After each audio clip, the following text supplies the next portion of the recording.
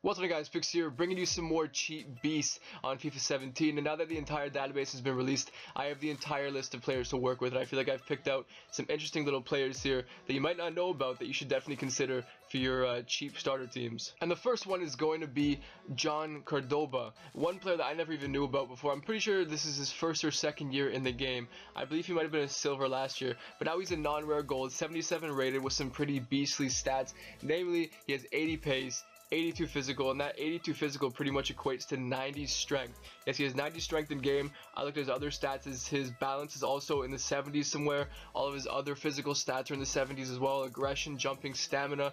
He also has, I believe, 82 or 83 shot power and decent finishing as well. And for a player you can pretty much get for discard price, he looks incredible, and he could be one of those just non-rare strikers that you can pick up for like 350 coins that you will just dominate your opponents at the beginning of FIFA. I mean, obviously down the line, as you start coming up against more and more expensive teams with better defenders, Cordoba might not be as effective, but for cheap starter squads, he looks like an absolute beast and will be in the very first squad builder I post on FIFA 17. Mark my words, I already built a team around him. He looks fantastic. And the next player is going to be another Colombian that goes by the name of Pardo, who looks absolutely ridiculous for a non-rare. I mean, the stats that he has for a non-rare card don't even make sense. He has high pace and dribbling, physical, and shooting all in the high 70s. I looked at his in-game stats. He also has 80 aggression and 80 strength, shot power in the 80s.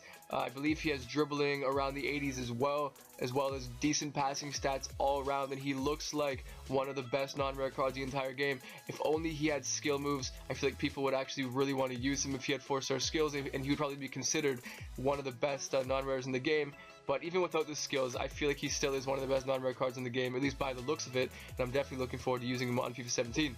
And the next player we're going to have here is Yago Aspas, who's had consistently solid cards over the years on FIFA. But I think, in my opinion, this is his best card yet, with 80 pace, 80 shooting, and 84 dribbling, also decent passing as well. Looking at his in-game stats here, he looks like he'll be an absolute beast of a card with finishing, positioning in the mid-80s, also volleys, 86 acceleration, which is very important for a striker to be quick off the mark, 83 curve, 91 agility, 85 reactions, 83 ball control, and 84 dribbling. He looks to be easily one of the best affordable strikers, not only in La Liga, but possibly in the entire game with stats like that. And I feel like he will slip under the radar, be very, very affordable.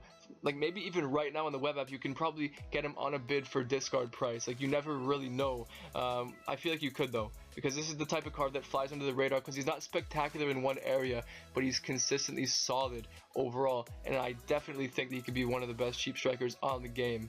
And the next player is going to be Doucouré, who looks like the kind of player you're going to see pop up in so many cheap BPL teams and French teams, because he's just solid across the board with those 70s all across his card. Just make him look so good. He looks like such a reliable player that can just do a bit of everything for your team.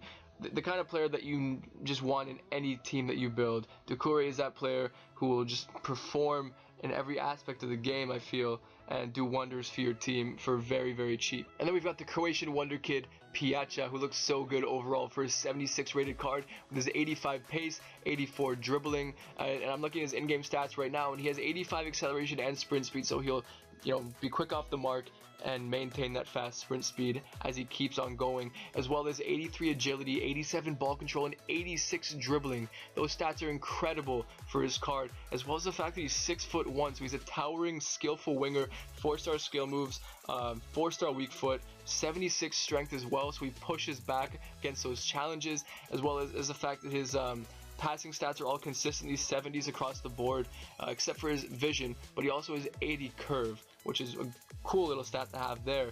The only thing I can say is not too great looking about his card is his 61 finishing, but he'll definitely be a threat no matter what going down that wing. Even if he's not scoring you goals, he will create those chances easily with his dribbling, ball control, agility, strength.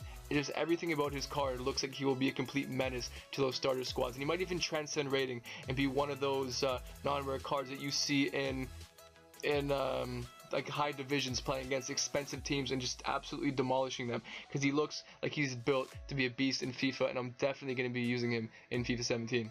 And there you have it, guys. Those are my 5 cheat beasts for the episode. Let me know in the comment section below what you thought of the video and any other videos you might want to see me do leading up to the release of FIFA 17. I believe early access comes out tomorrow, and if I am right about that, I will for sure be posting a squad builder tomorrow. So definitely be looking out for that. Anyway, guys, thank you for watching, and have a nice day.